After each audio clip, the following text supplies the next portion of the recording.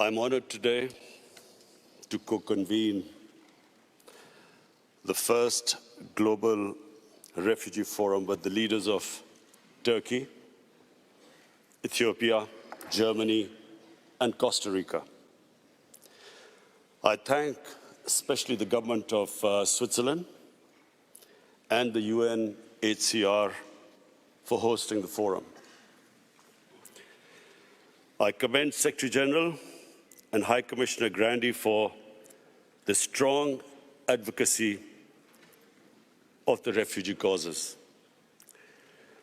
But I want to especially pay a tribute to President Erdogan of Turkey and the people of Turkey for hosting the largest refugee population. Excellencies, ladies and gentlemen,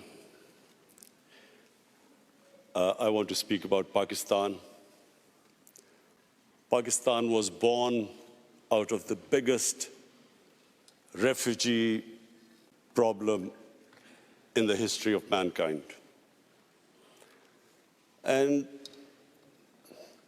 we were inspired by the Prophet Muhammad sallallahu alaihi wasallam, who was a refugee. I'm very proud to say that Pakistan hosted at 1.4 million refugees. And still, after 40 years, Pakistan still has 1.4 million registered refugees. And overall, the Afghans in Pakistan number 3 million. Countries that do not have resources, countries that cannot look after their own population, that cannot provide their basic needs, that are struggling to develop their human resources. For them, a large refugee population causes problems which cannot be imagined by the richer countries. I see the European countries struggling with the refugee problems. I see the emergence of the right wing, which cashes in on the public distress faced by the public because of lack of jobs. They cash in on the refugees. So we in Pakistan have been through this. 4 million refugees, and today almost 3 million refugees. A country where there's massive unemployment. We know what we go through. As a Prime Minister, I can tell you that we face daily problems where our people want jobs, and clearly the refugees can become a target. But I'm very proud of my people, the way the people of Pakistan have hosted the refugees, the hospitality shown to the refugees for over 40 years. But the main point I want to make here today is that prevention is better than cure. We must all try and prevent people from becoming refugees. Pakistan is, and again I'm proud to say, we are trying our best now in the peace process in Afghanistan so that the refugees can go back with dignity. And we are praying that this peace process now succeeds.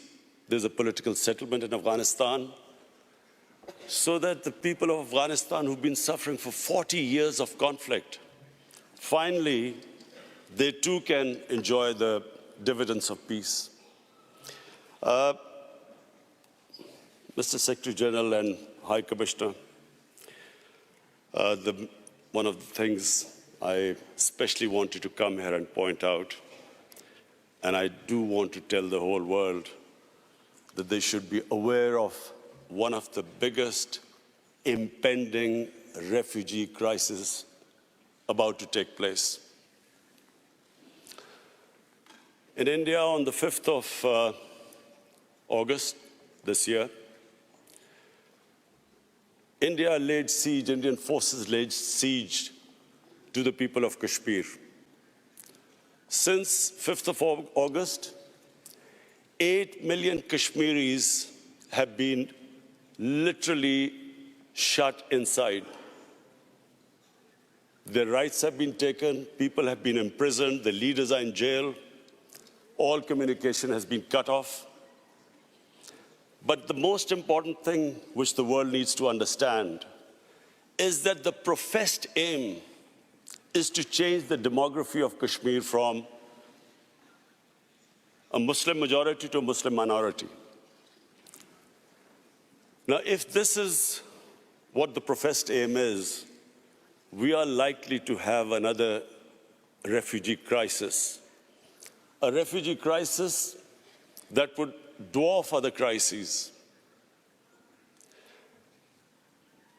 In the United Nations General Assembly, I tried to appeal to the world community that they must take notice of this. What is going to happen? The people are under siege in Kashmir. Whenever the curfew is lifted, there are 900,000 Indian troops there. What is going to happen then? They're trying to change the demography by settling in Hindu population into Kashmir. What is going to happen then? So we know from our past experience, prevention is better than cure. If the world acts right now and puts pressure on the Indian government to stop this illegal activity, we could prevent this crisis. But we all know once a crisis starts, once there is a crisis, we all know that it's, as we know right now, as we know what is happening, as we know what is going on in Turkey with the refugees, we all know that it's very difficult, it's complicated. So many issues come in the way. So number one, I would like the world community to take notice of what is happening. We in Pakistan are not just worried that there'll be a refugee crisis. We are worried that this could lead to a conflict between two nuclear-armed countries. And so the Secretary General of UN is sitting here. I'm looking forward to inviting you to Pakistan in February when we host the refugee conference there. But I would really appeal to the world community that this is the time to take notice. Secondly, there is another thing happening in India. In Assam, the government has passed a Citizen Registration Act. What does that mean? That means that every citizen has to prove their citizenship. This is what happened in Myanmar. Before the ethnic cleansing of Muslims started there, they were all supposed to first prove their citizenship. This is what is happening in Assam. Some 2 million people, mostly Muslims, are now required to prove that they actually are citizens of India. And according to one of the Indian ministers, the same act will, by 2024, will be all over India. So, along with this act, there is another law just recently passed, that from Pakistan, Afghanistan, and Bangladesh, any minority that is persecuted can find citizenship in India. That means that anyone except Muslims can find citizenship in India. So therefore, if you put these two acts together, when this act goes all over India, where every citizen will have to prove their citizenship,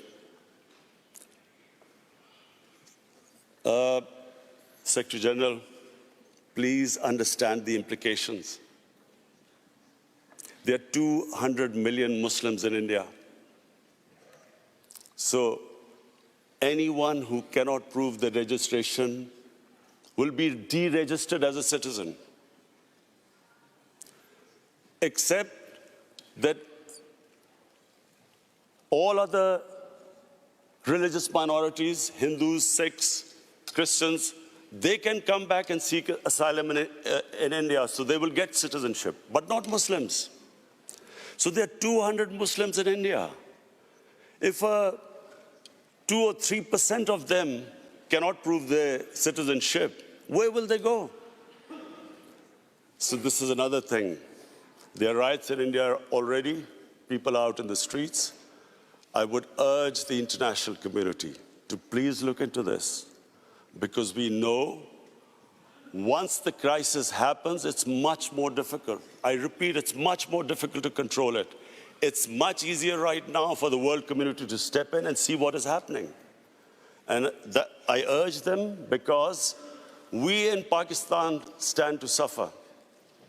As it is a country that is hosting 3 million refugees, a country which is trying to develop its own human beings, provide them the basic necessities, our country will not be able to accommodate more refugees. So I especially came here, Mr. Secretary General and High Commissioner, I especially came here that this is the time for the world community to take notice. What is happening next door can have consequences, can have an impact on the refugee population of the world, which is unprecedented. Thank you.